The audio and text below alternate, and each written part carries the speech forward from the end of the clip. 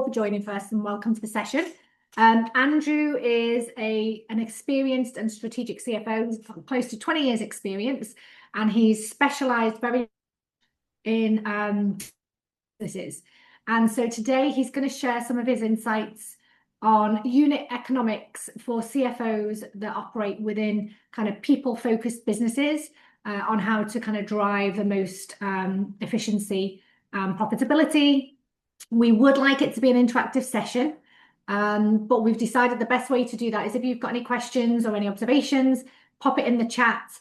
And then when Andrew's finished his presentation, I'll kind of invite you to kind of pose your question, and then you can kind of get involved. So without further ado, I'm going to pass across to Andrew, and he's going to talk us through his presentation. Thanks, Andrew.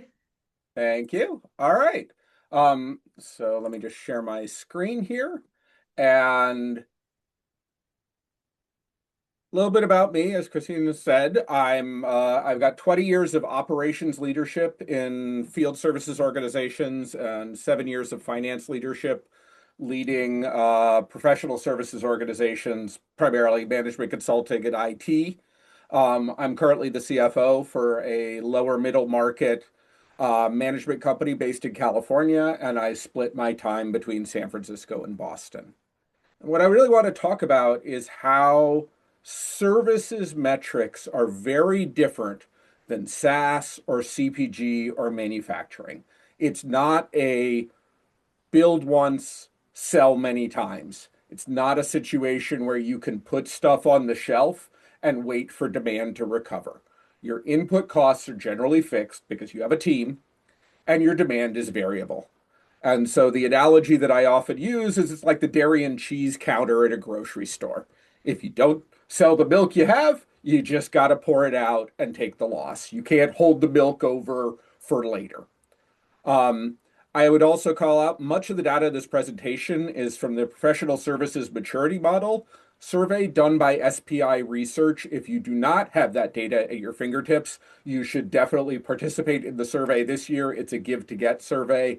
They produce a close to 300-page report based on data from about 1,500 management professional services firms around the world. Most of the report is crosstabs, and it's an amazing amount of data to say, am I doing it right? Am I doing it wrong?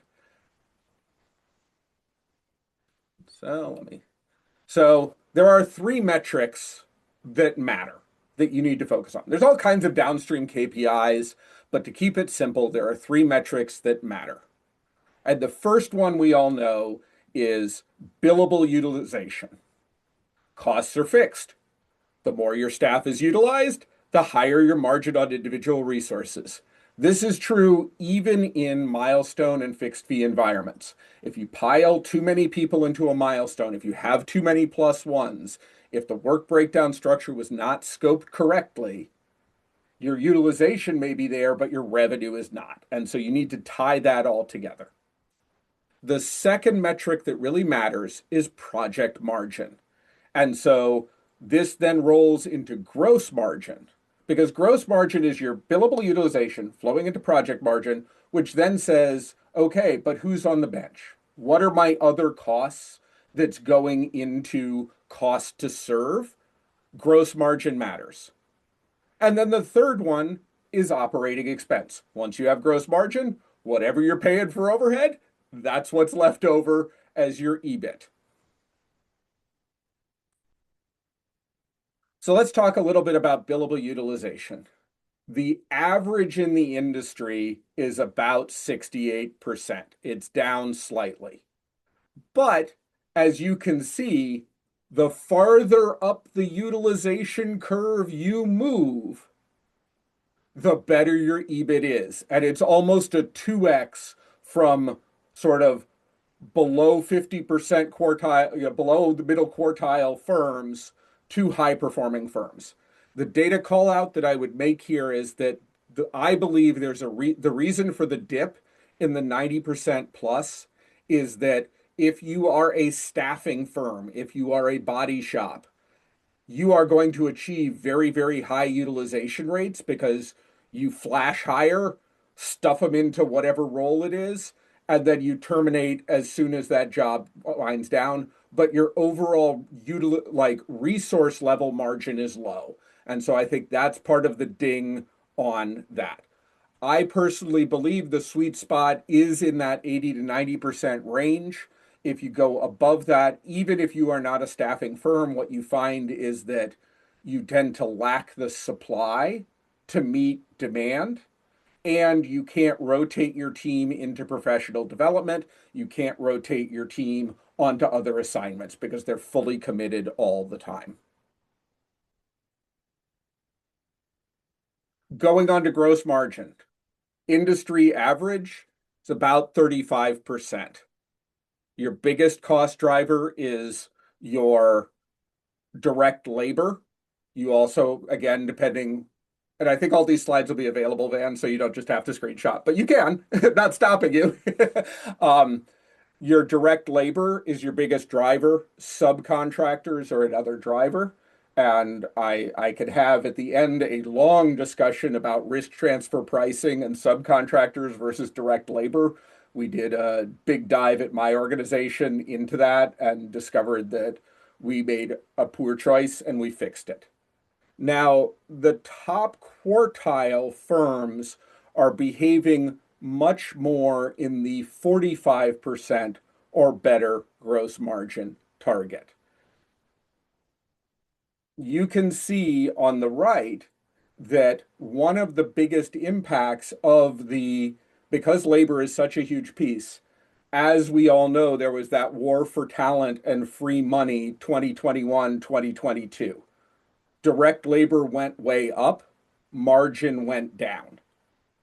That, with AI and with sort of a relaxing of the labor market, that power has now transferred back largely to employers. And so you are seeing an overall gross margin recovery.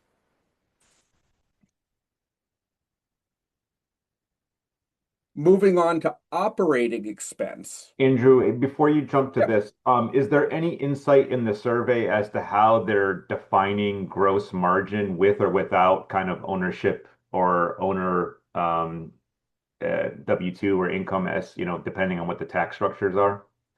Uh, so This I always they, find that's very misleading, right? Because somebody might yeah, say, "Hey, I'm 45%, but I'm the owner and I'm working like 80 hours a week, and oh, my margins look yeah, great." But then when you actually look at the bottom line, they look like crud. So that yeah. to me is always a Yeah, I will touch on that a bit on the next slide, but to tie it into here, one of the big, like you could look at the survey data breaks out firm by size in its yep, crosstabs, so that if you look at the firms that are getting into, out of SMB truly into more lower mid market where you have 50 yep, or more people, where the owner chooses to plug their wages mm, becomes significantly less impactful in the data right, set.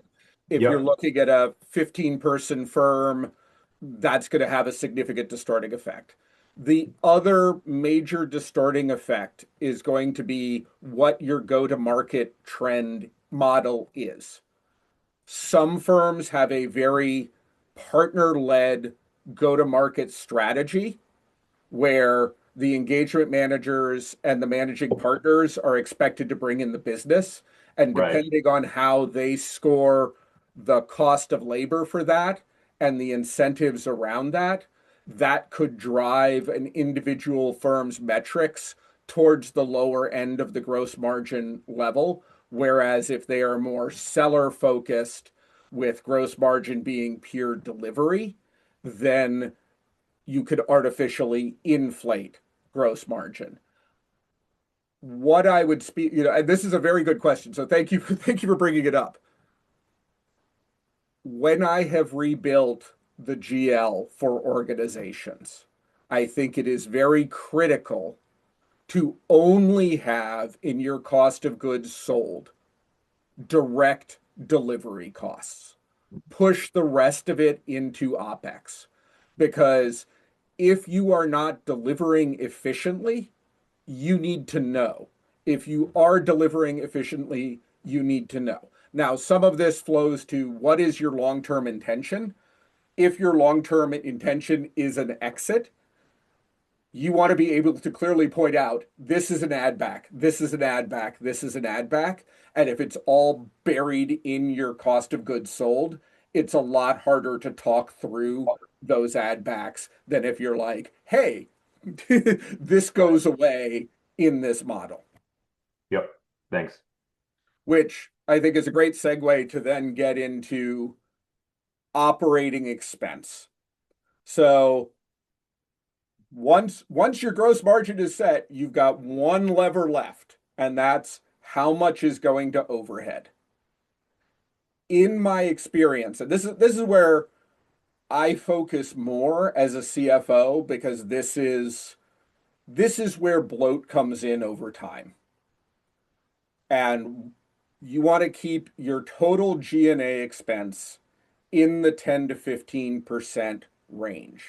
Now, what we are seeing in the data, and I'm sure you're all seeing it with your Anthropic bills, is IT expenses are going up rapidly. And what I would encourage anyone who is in this space, again, back to what is your cost of delivery, is to really dive into what part of that AI expense is replacing delivery headcount and what part of that AI expense is part of firm operations. Because to go back, and I'm going to jump around a little bit, to go back to this utilization piece and to the gross margin piece, what we are seeing in our industry and what I suspect we're going to see is that delivery is going to become less of a pyramid in most areas and more of a cylinder.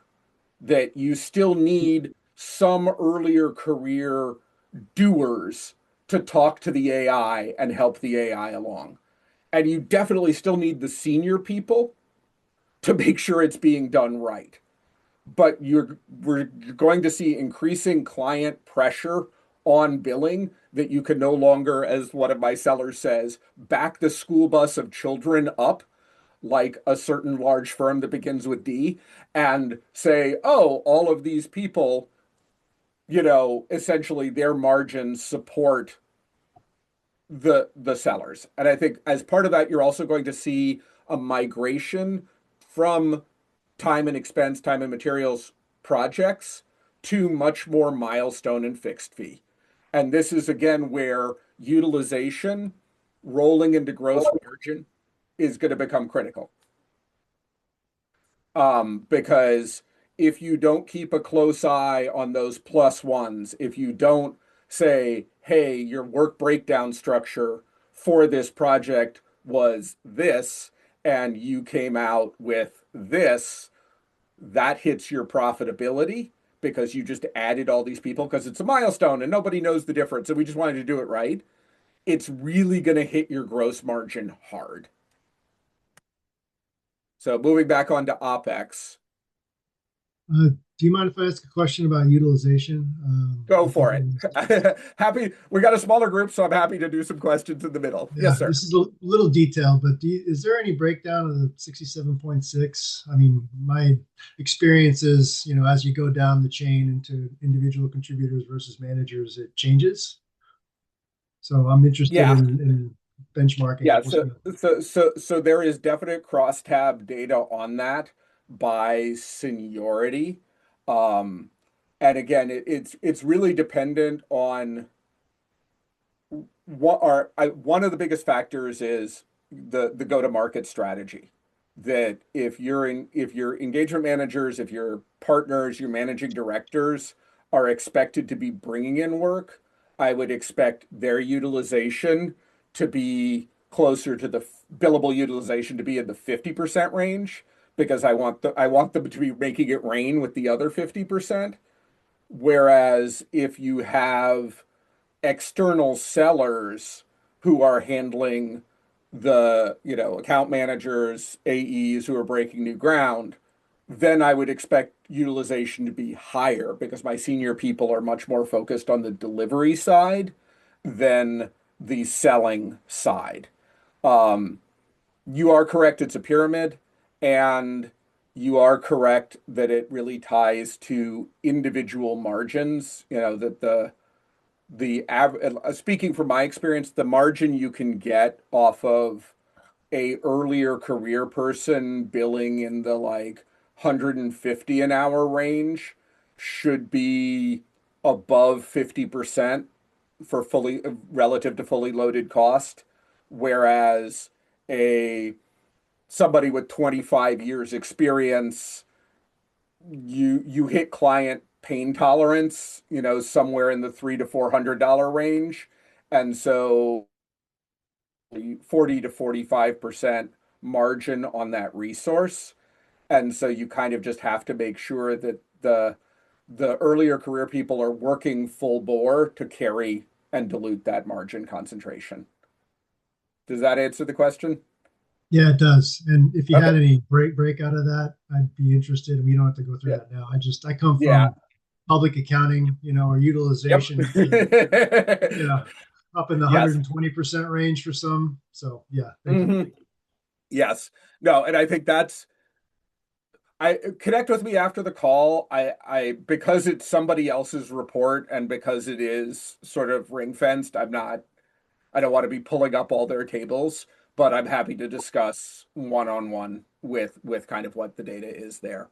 Um, I think that's another good call out though when you're talking about utilization is how do you normalize and the importance of supply and demand matching because for the big firms, the way they make their money is we pay you nominally for a 2,000 hour a year and we work you a 3,000 hour a year. And for smaller firms who attract people because they've burnt out on the bigger firms, a 2,000 hour a year, maybe a 2,200 hour a year occasionally, but if you run that all the time, then you've got to start paying big firm wages, which then puts you at a situation competitive disadvantage because it's just harder to make that structure work with a smaller firm bill rate. And so there's a lot of nuance there. And if anybody wants to connect with me one-on-one after the call, happy to dive deeply, but I don't want to bore people with like the interstices of how I think through these things. Great, thank you. Sure thing. All right. So back to the OpEx piece. Your G&A, it's going to be your HR. I generally put the leadership team into G&A. I generally put like delivery support, so staffing, that piece of it into G&A, accounting, finance, all of those lovely back office things that if you don't have, things really break. But you do really have to watch those costs. And like I was at one of the firms I was at, they experienced a period of rapid growth. And they solved it by each leader said, I need this, I need that, I need this other thing. So everybody got to hire.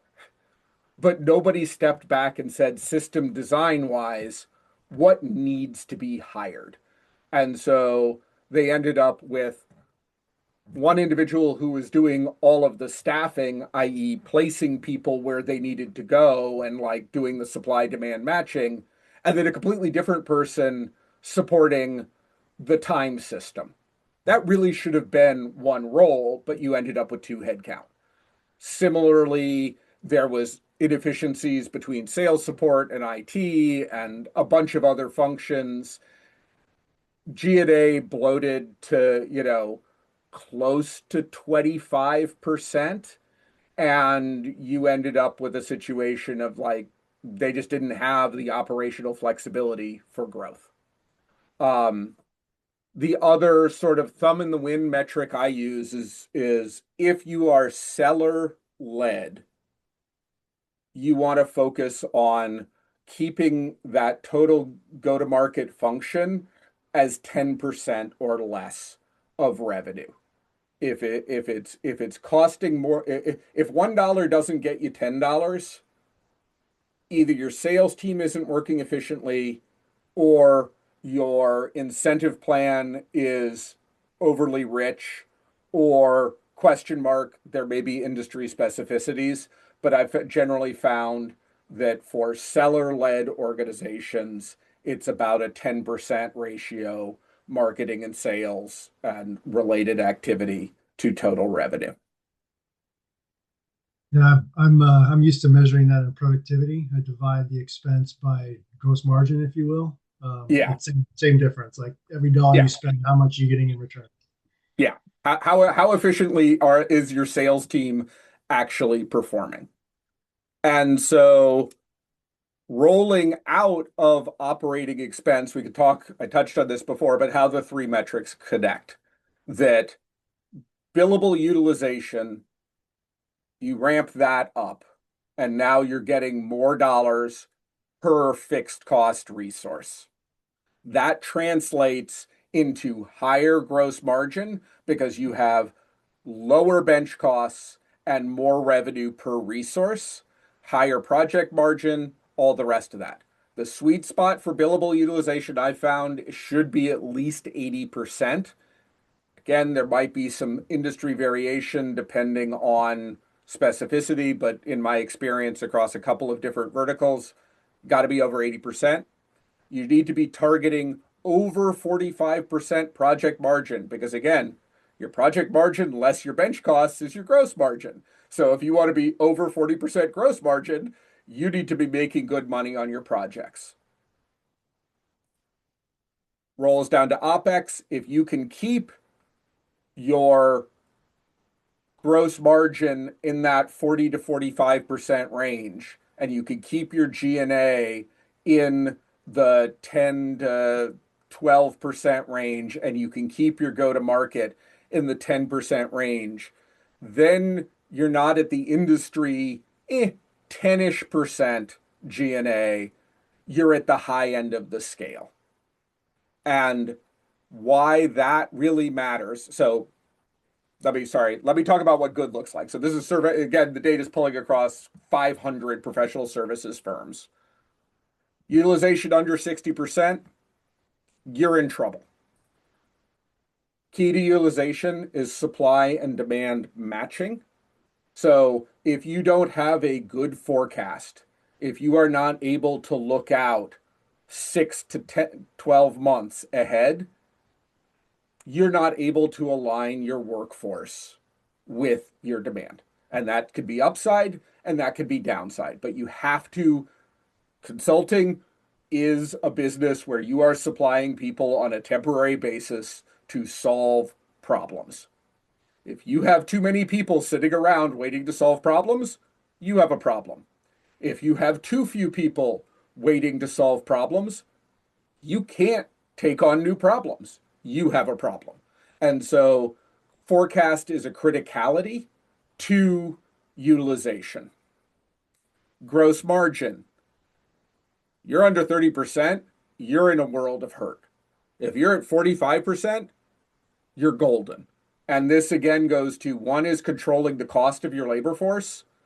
Two is supply demand matching, controlling your bench time. Bench hits gross margin all the time. EBITDA, this is now again that like, if you've optimized delivery as far as you can, you've got to find leverage in your G&A.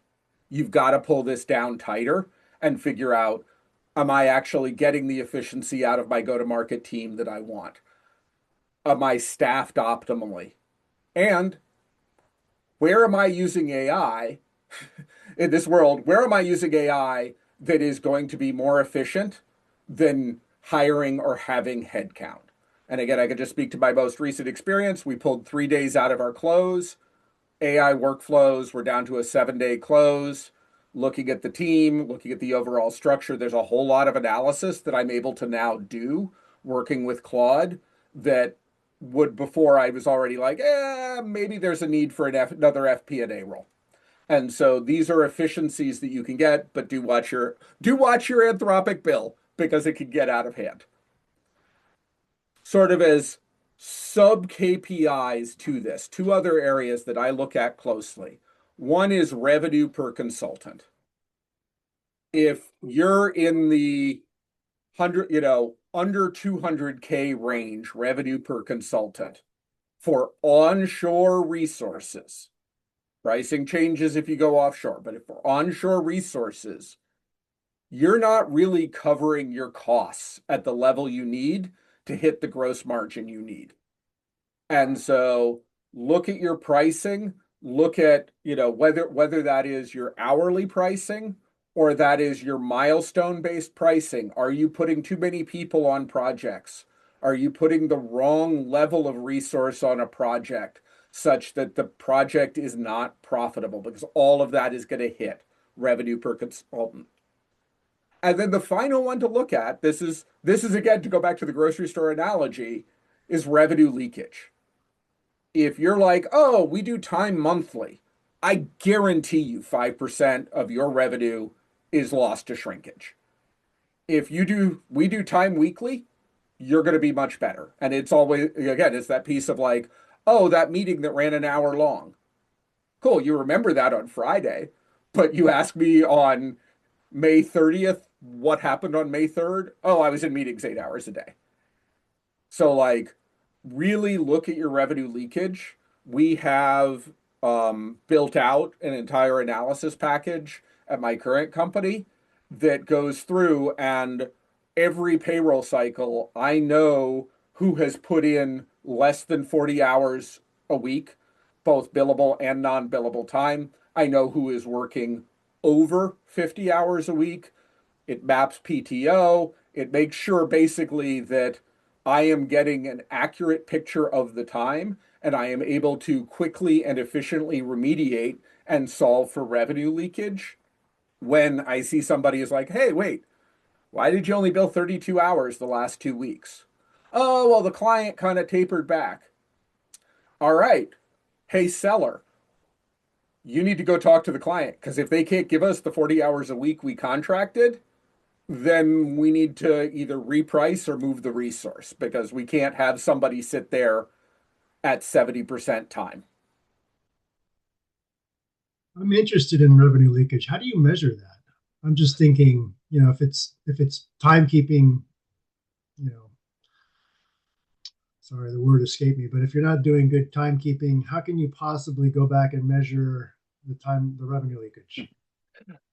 To tie to manufacturing, if you're not doing accurate inventory cycle counts on a regular basis, you don't know what's in your inventory.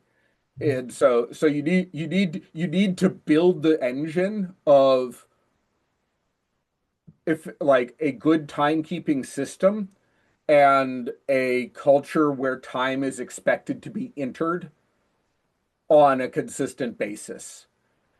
Then you can say, this is what, it's our backlog for the month was 2.3 million. That was what the contract values said.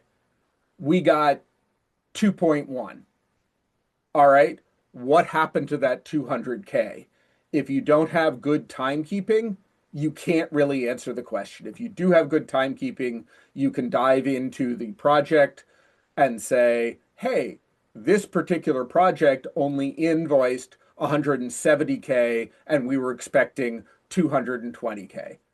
Oh, well, it's because, Brian went out on PTO for 2 weeks and that was planned and we knew about it. Okay, then we didn't calculate our backlog correctly.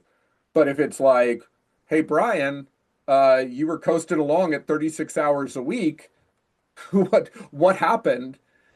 And so it's data drives all of this, and I'll segue for a second here into, with AI, you can do amazing data analysis that I've built. I've built a number of workflows and activities in Claude where, like I have one, or spaces projects. Like I have one project that is simply all of our time record from 2021 forward.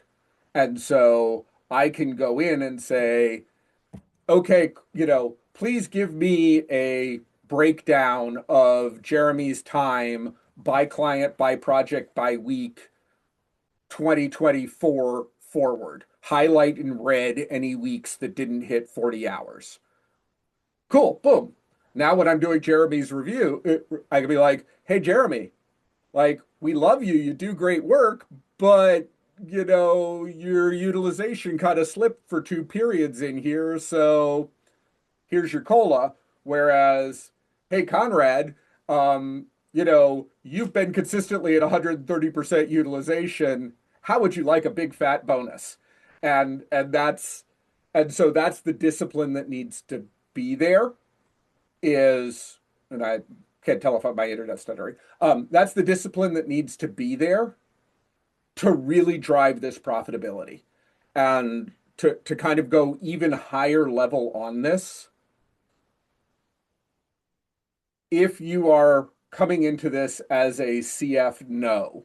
If you are coming into this as a reporting CFO, you're not going to achieve the results. You really have to approach this as the CFO is the chief data officer. You own all the data. You own all the truthy. And so you need to be very tight with your head of, your head of delivery, your head of operations, your CEO to say, here's the truth, the ground truth based on the data. If we don't like the data, how can we collaborate to bend the curve? And so the first piece of that is just getting everybody to buy in that there is one common data store. I'm biased. Finance owns that data store, and it's accurate. Because then you don't get into arguments over whose truth is right. You get into debates and discussions and solutions over to, we don't like this data. What do we want it to be different? So I will use that then to talk about the key takeaways. Utilization is your early warning system. If your utilization is trending downwards, you need to immediately have conversations with your go-to-market team and your delivery team and figure out, are we in a place where we need to adjust headcount, or can we bank this as reserve? This is just part of a normal contract cycle. We just finished something big, and something big is starting in a month and a half. But you need to know this monthly, if not weekly. How is my team utilization doing? Because if it starts to go down, 5-point drop in utilization costs you more EBITDA than anything else on your entire GL. Bench costs and wage growth are your 2 biggest drivers for gross margin. Again, to the utilization piece. Utilization goes down, bench goes up. You could still be achieving amazing project margins, but you've got this huge drag of all these people sitting on the bench that you're paying for. Overscoping, poor headcount management. Oh, we have to keep Steven. Give him a big raise. Oh, Steven had another great year. Give him another big raise. Cool. Well, now Steven's margin has dropped out. That's a problem. Plus ones, huge problem. Scope creep, especially on fixed fee, huge problem. Overhead. It's got to be there. It's critical to the success of the company. You got to be lean and mean. What is your head count? Are they all fully optimized for what they're doing? Are they using AI correctly? Is your sales team, your go-to-market team actually working efficiently? Takes a long time for a professional services seller to get up to speed. It's a relationship-based business. If you're trying to break new ground, if you're trying to diversify your client portfolio, you're going to have to make some very expensive hires and wait 12 to 18 months to see if they actually can do the job. Really risky. It hits your OpEx. Why is all this come together? Well, exit multiples on a good, well-run professional services firm is usually about 6 to 8 EBITDA. Poorly run ones, 1.5, maybe 2. And if we go back and we look at that difference between a 50% one who's getting 8% EBITDA and a 90% one who's getting 19 EBITDA, 24% change, 24x change in your exit multiple. So like we're not talking small dollars, we're talking multiples on multiples, and that's why this is critical. So that was what I had. I'm happy to keep taking more questions. And I will stop sharing here. Andrew, that Thank was really helpful. Have you done any work with companies that have used SO type structure, say for law firms, to see how their margins impact? I have some colleagues who have dealt with MSOs. Um, it can work, but read the contract carefully. You know, the PE is starting to really get into law firms, and because they can't own the firm, they can own the entire back office. And I think you've seen similar activity in health services, you've seen similar activity in accounting, that what seems like a really, really great idea to start with, once you have the handcuffs on, the beatings commence. Thank you. Yeah. Andrew, that was really great. Thank you. I've learned a lot. I always thought manufacturing was the most complex business, but I'm starting to have a rethink. I feel like there's so many moving parts. Yeah, anybody, there's no more questions in the chat, and it's great that people have asked some questions throughout. Anybody else got anything they want to add, share their own experience? Any questions? Hey, I have one question, Andrew. I apologize. I got on a little bit late. Yeah. I know you're talking, spent a lot of time on billable utilization, and I work for an organization that has a services segment where the SG&A and what have you is a lot higher than what you would see in a dedicated or an organization that's 100% staffing and what have you. My question is, on the billable utilization calculation, or what is your denominator? Are you using 2,080 hours or something less to account for administration, vacations, PTO, and things of that nature?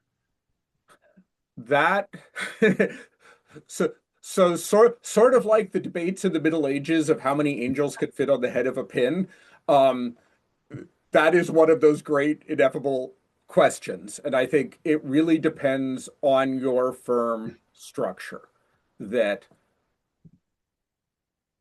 one firm I worked for, we used it off of 2080 because everyone was salaried and we expected to achieve about 85% bill. And we had a separate go-to-market team, so the delivery team was pure do the work, not sell the work.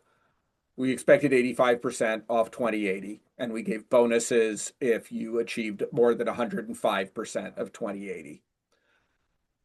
Other firms I've worked at have had a substantial portion of hourly resources. Senior people, maybe they've gone to like 70% status, something like that. And so in those cases, what we set it up to be is billable utilization over total hours entered, because we just wanted to preserve the ratios.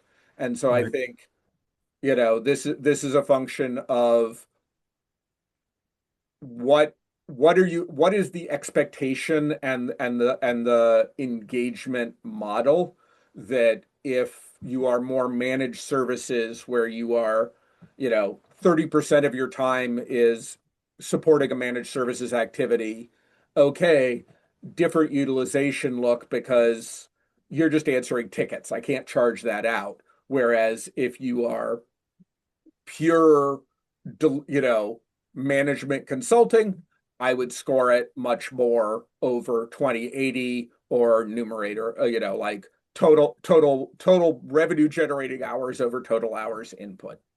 And I know that wasn't a great answer, and I'm happy to talk about it. I have these same conversations with my services management, and same type of dialogue. Yeah. Appreciate it. I'm interested in that. You said preserving ratios. So what happens to the fallout? So let's say you've got 1,500 hours entered, but you're really paying the person for 2080. Like, where does that end up? And how do you measure that inefficiency? Yeah. So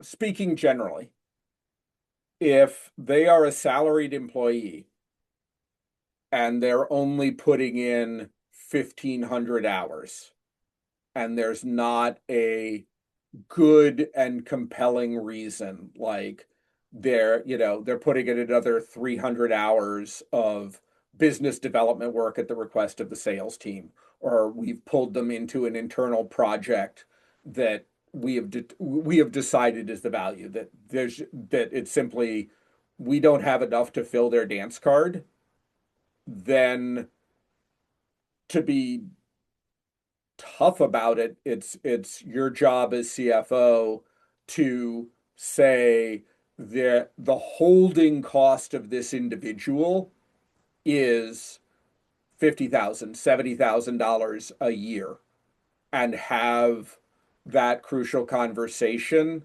with your delivery team, with your HR team. Is this a resource that we continue to hold because they are specialized, or because they have long tenure, or some other reason? Or is this a resource that our relationship should be more of an arm's length relationship as a subcontractor, um, or something like that? Which I'm going to use that to pivot into something that I didn't talk deeply about here. I just But want to make sure yeah, I'm just thinking what you're telling me is sort of like OCOGs in a manufacturing facility. So you've got your direct margin and then you've got your OCOG. So it's really about flipping that back up into direct. yeah, yeah. That I have generally found that arm's length resources price about 15% of the margin that you would get if they were an internal resource. So like if Brian was a consultant on my team, I would be targeting a margin of 50%, assuming he was fully billable and full time. So, like a pro forma margin of 50%. If I can't fill Brian's card and I could get Brian as a subcontractor in the 35 to 40% range, that works better for me. Yep. Okay. But if it's going to be a 2-year engagement, I want Brian on my team. Delivery quality, control, everything else. But that's one of those levers you can pull is, do you risk on by having more people on your team, or do you risk off by having resources that you can say, cool, Meyer, it was great. Project's wrapping up next week. Thank you so much. Appreciate it. We'll call you again soon. And that's a culture piece, but it's also a margin piece, and this is a margin game. Got it. Well, that answers it perfectly. Thank you. Sure. I have a question. First of all, a good presentation. Thank you very much for that information. How do you account for, maybe sort of alternative methods of charging the client, such as especially in gain share type of deals where, you're implementing a commercial strategy, or forming a restructuring of some sort that, you share in cost savings. So how does that affect them? How do you account for it? I'll answer that in two parts. The first one is, I hate gain share engagements because they inherently put you adversarial to your customer. And services, the services business is based entirely on trust. You're basically going and saying, if you give me $50,000, I'll solve your problem. Cool. Well, how do I know I can trust, like $50,000 real money, or 100,000 or a million, whatever the number is.